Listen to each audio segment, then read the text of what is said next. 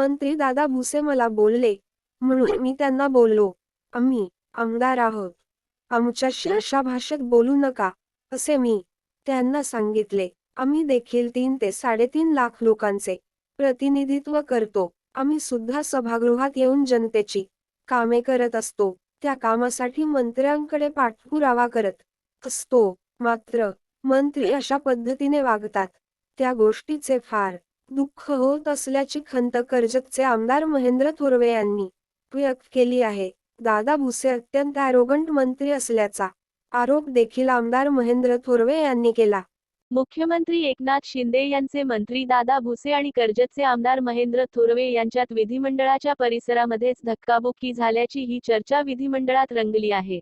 या पार्श्वभूमीवर आमदार महेंद्र थोरवे यांनी एका खासगी वृत्तवाहिनीला दिलेल्या मुलाखतीत वरील आरोप केले आहेत. या संबंधित विधिमंडळात देखील जोरदार चर्चा रंगली.